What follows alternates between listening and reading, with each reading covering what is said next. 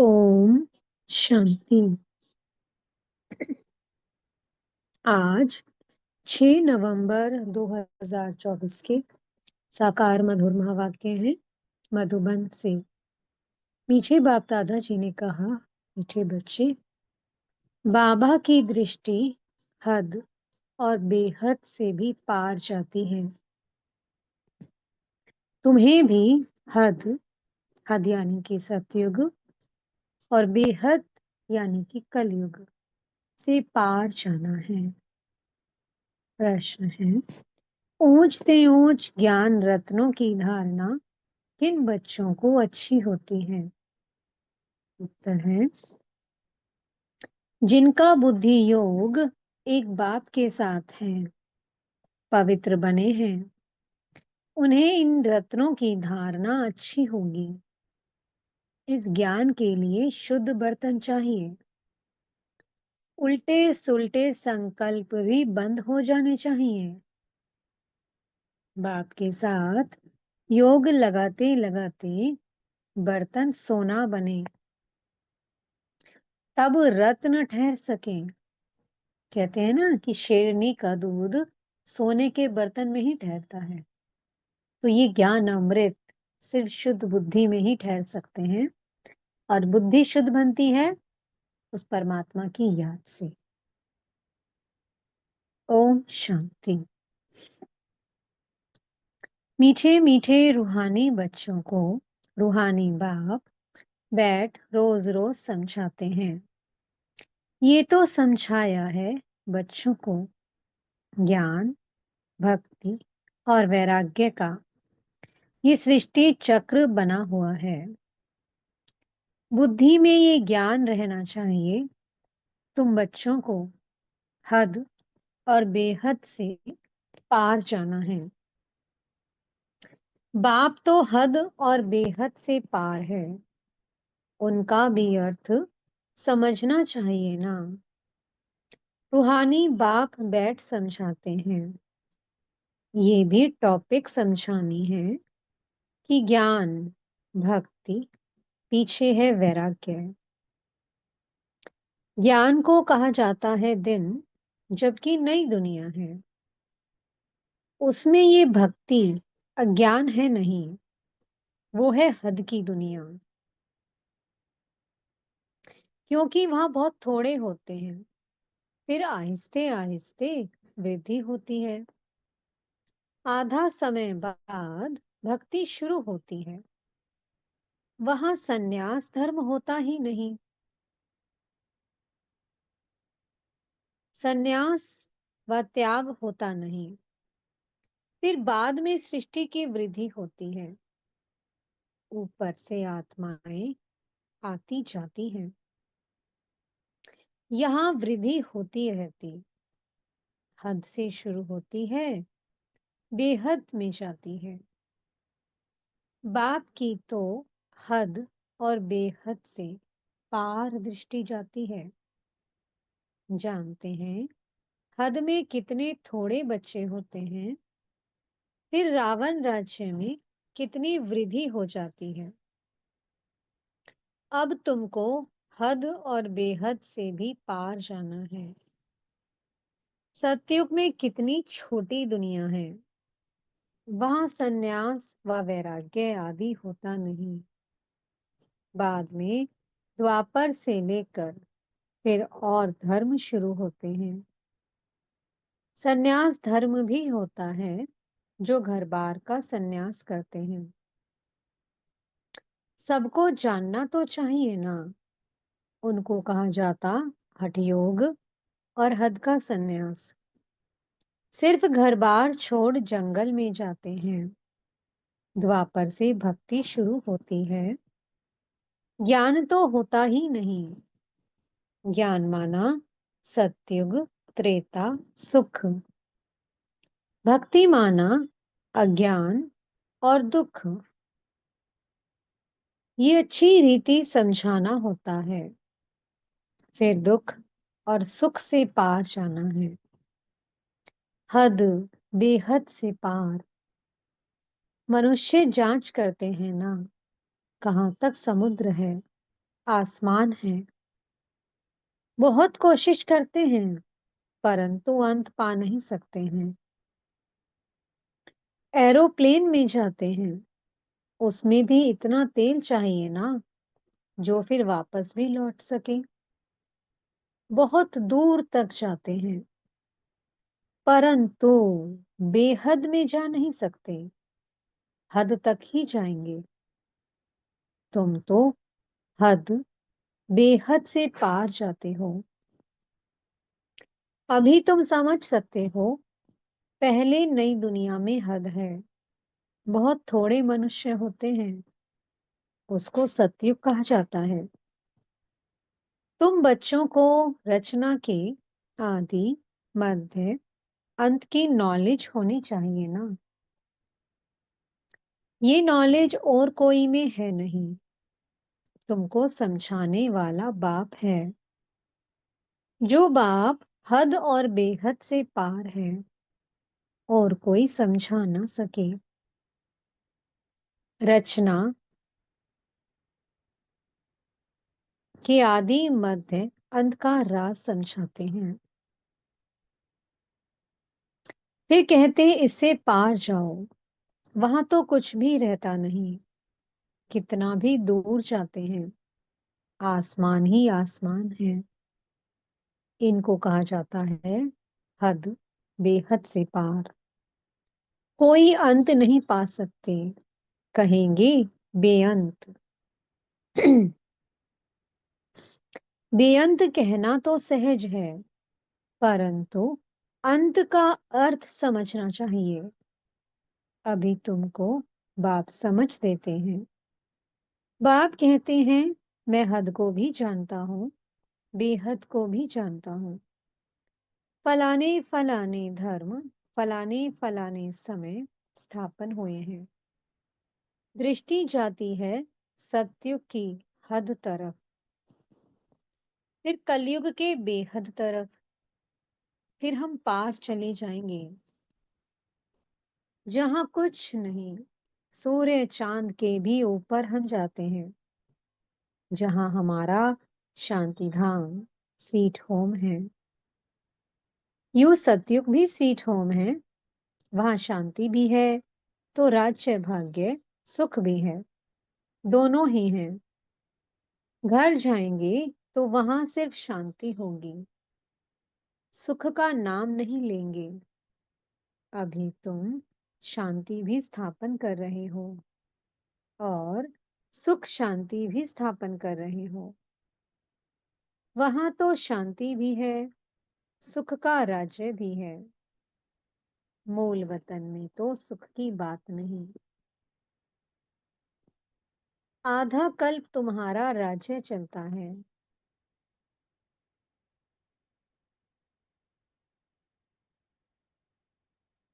फिर आधा कल्प के बाद रावण का राज्य आता है। अशांति है ही पांच विकारों से। 2500 वर्ष तुम राज्य करते हो, फिर 2500 वर्ष बाद रावण राज्य होता है। उन्होंने तो लाखों वर्ष लिख दिया है, एकदम जैसे बुद्धू बना दिया है। 5000 वर्ष के कल्प को लाखों वर्ष कह देना, बुद्धूपना कहेंगे ना। जरा भी सभ्यता नहीं है। देवताओं में कितनी दैवीय सभ्यता थी, वह अब असभ्यता हो पड़ी है। कुछ नहीं जानते, आसुरी गुण आ गए हैं। आगे तुम भी कुछ नहीं जानते थे, काम कटारी चलाए, आदि, मध्य, अंत दुखी बना देते हैं। इसलिए उनको कहा ही जाता है रावण राज्य, रावण संप्रदाय। दिखाया है कि राम ने बंदर सेना ली। अब रामचंद्र त्रेता का, वहां फिर बंदर कहां से आए? और फिर कहते कि राम की सीता चुराई गई। ऐसी बातें तो वहां होती ही नहीं। जीव जानवर आदि 84 लाख योनियां जितनी यहाँ हैं, उतनी सत्युग त्रेता में थोड़ी होंगी। ये सारा बेहद का ड्रामा बाप बैठ समझाते हैं। बच्चों को बहुत दूरादेशी बनना है। आगे तुमको कुछ भी पता नहीं था। मनुष्य होकर और नाटक को नहीं जानते हैं। अभी तुम समझते हो सबसे बड़ा कौन है। ऊंचते ऊंच भगवान। श्लोक भी गाते हैं। ऊंचा तेरा नाम, ऊंचा तेरा ठाव। अब तुम्हारे सिवाय और कोई की बुद्धि में नहीं है। तुम्हारे में भी नंबरवार है। बाप हद और बेहद का दोनों राज समझाते हैं। उनसे पार कुछ भी है नहीं। वो है तुम्हारे रहने का स्थान, जिसको ब्रह्मांड भी कहते हैं। जैसे यहाँ तुम आकाश तत्व में बैठे हो, इनमें कुछ देखने में आता है क्या। रेडियो में कहते हैं आकाशवाणी। अब ये आकाश तो बेअंत है, अंत पा नहीं सकते। तो आकाशवाणी कहने से मनुष्य क्या समझेंगे। ये जो मुख है, ये है पोलार। मुख से आवाज निकलती है। ये तो कॉमन बात है। मुख से आवाज निकलना, जिसको आकाशवाणी कहा जाता है। बाप को भी आकाश द्वारा वाणी चलानी पड़े। तुम बच्चों को अपना भी राज सारा बताया है। तुमको निश्चय होता है बहुत सहज। जैसे हम आत्मा हैं, वैसे बाप भी परम आत्मा है। ऊंचते ऊंच आत्मा है ना। सबको अपना अपना पार्ट मिला हुआ है। सबसे ऊंचते ऊंच भगवान, फिर प्रवृत्ति मार्ग का युगल मेरू, फिर नंबरवार माला देखो कितनी थोड़ी है। फिर सृष्टि बढ़ते बढ़ते कितनी बड़ी हो जाती है। कितने करोड़ दानों अर्थात आत्माओं की माला है। ये सब है पढ़ाई। बाप जो समझाते हैं, उनको अच्छी रीति बुद्धि में धारण करो। झाड़ की डिटेल तो तुम सुनते रहते हो। बीज ऊपर में है। ये वैरायटी झाड़ है। इनकी आयु कितनी है। झाड़ वृद्धि को पाता रहता है, तो सारा दिन बुद्धि में यही रहे। इस सृष्टि रूपी कल्प वृक्ष की आयु बिल्कुल एक्यूरेट है। 5,000 वर्ष से 1 सेकंड का भी फर्क नहीं हो सकता। तुम बच्चों की बुद्धि में अब कितनी नॉलेज है। जो अच्छे मजबूत हैं, मजबूत तब होंगे जब पवित्र हों। इस नॉलेज की धारणा करने के लिए सोने का बर्तन चाहिए। फिर ऐसा सहज हो जाएगा जैसे बाबा के लिए सहज है। फिर तुमको भी कहेंगे मास्टर नॉलेजफुल। फिर नंबरवार पुरुषार्थ अनुसार माला का दाना बन जाएंगे। ऐसी ऐसी बातें बाबा बिगर कोई समझा ना सके। ये आत्मा भी समझा रही है। बाप भी इस तन द्वारा ही समझाते हैं, ना कि देवताओं के शरीर से। बाप एक ही बार आकर गुरु बनते हैं। फिर भी बाप को ही पाठ बजाना है। 5,000 वर्ष बाद आकर पाठ बजाएंगे। बाप समझाते हैं, ऊंचते ऊंच मैं हूं। फिर है मीरू, जो आदि में महाराजा महारानी है। वो फिर जाकर अंत में आदि देव आदि देवी बनेंगे। ये सारा ज्ञान तुम्हारी बुद्धि में है। तुम कहाँ भी समझाओ तो वंडर खाएंगे। ये तो ठीक बताते हैं। मनुष्य सृष्टि का बीज रूप ही नॉलेजफुल है। उनके बिगर और कोई नॉलेज दे नहीं सकते। ये सब बातें धारण करनी है, परंतु बच्चों को धारणा होती नहीं है बहुत सिंपल, कोई मुश्किलात नहीं है। एक तो याद की यात्रा चाहिए इसमें, जो फिर पवित्र बर्तन में रत्न ठहरे। ये ऊंचते ऊंच रत्न हैं। बाबा तो ज्वारी था, बहुत अच्छा हीरा मानिक आदि आता था, तो चांदी की डिब्बी में कपूस आदि में अच्छी रीति रखते थे। जो कोई भी देखे तो कहेंगे ये तो बड़ी फर्स्ट क्लास चीज है।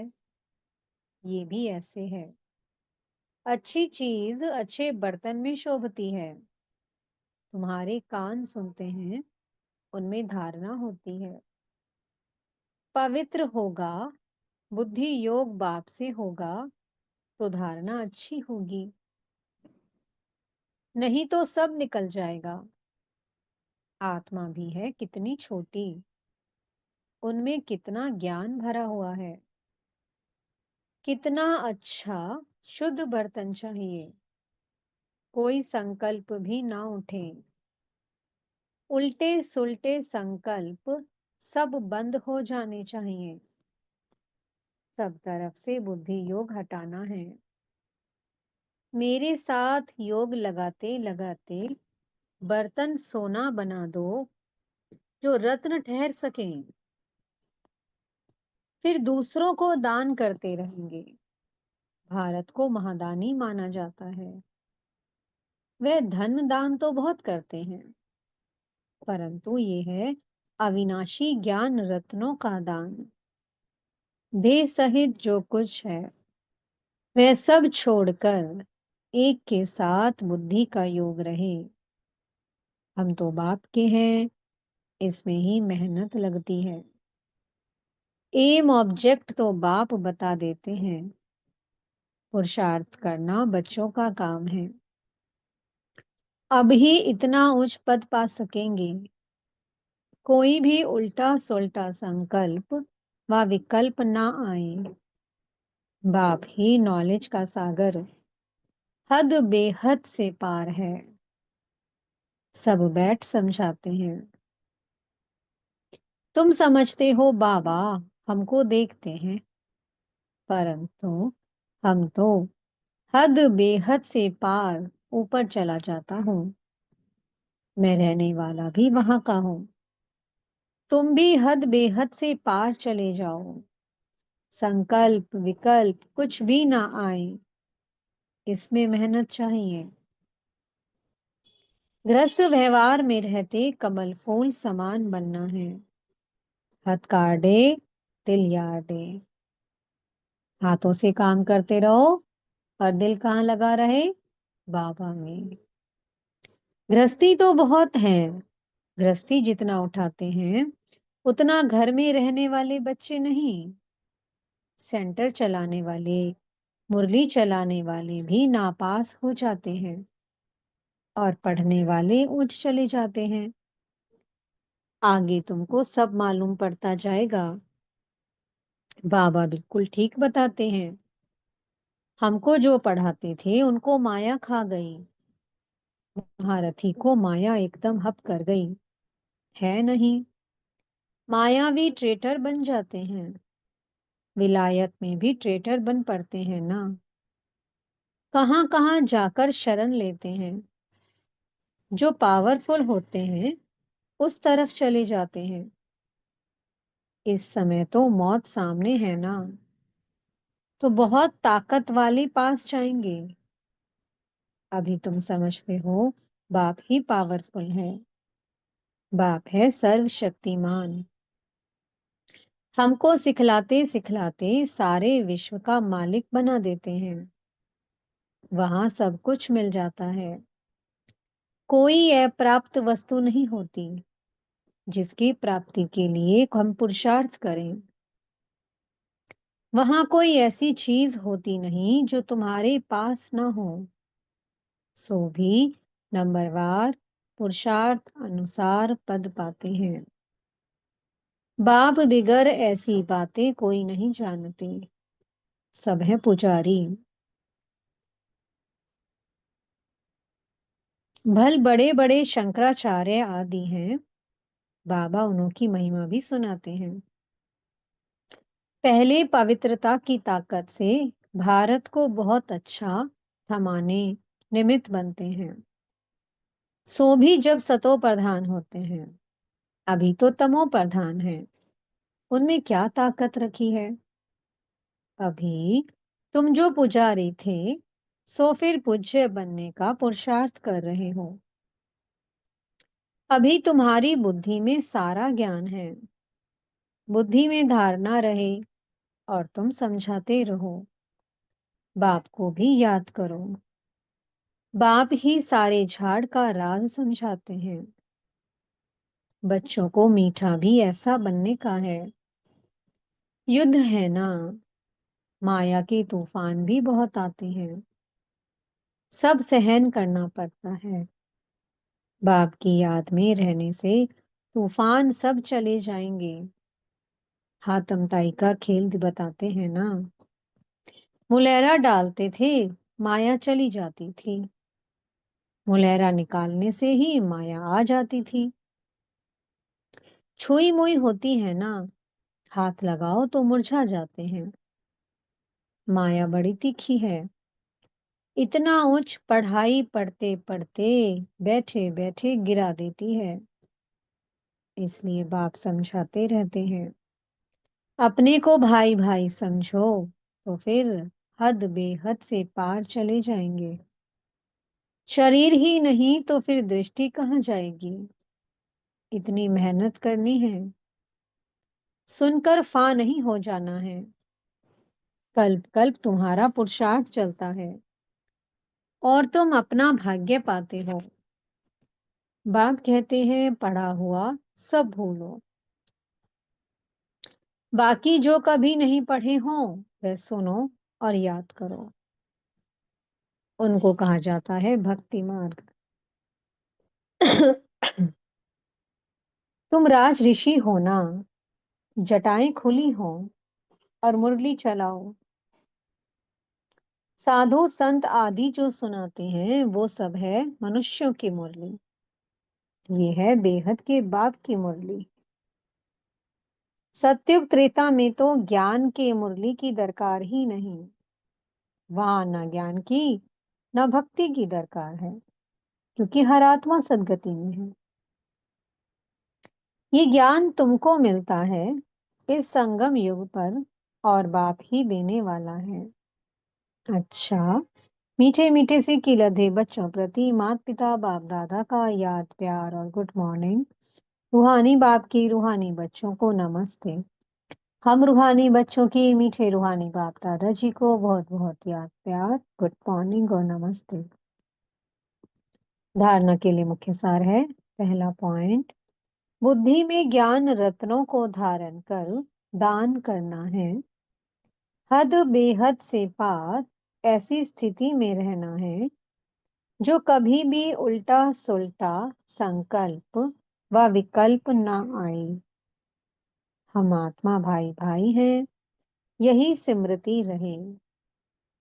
दूसरा पॉइंट है, माया के तूफानों से बचने के लिए मुख में बाप की याद का मुलहरा डाल लेना है।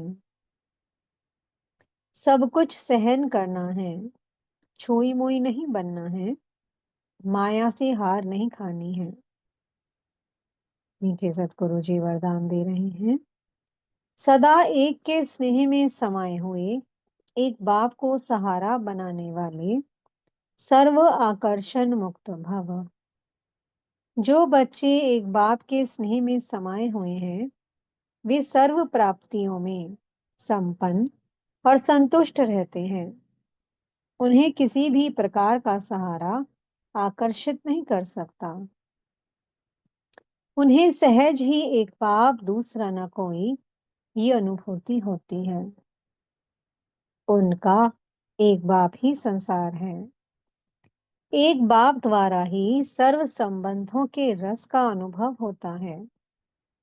उनके लिए सर्व प्राप्तियों का आधार एक बाप है, ना कि वैभव व साधन।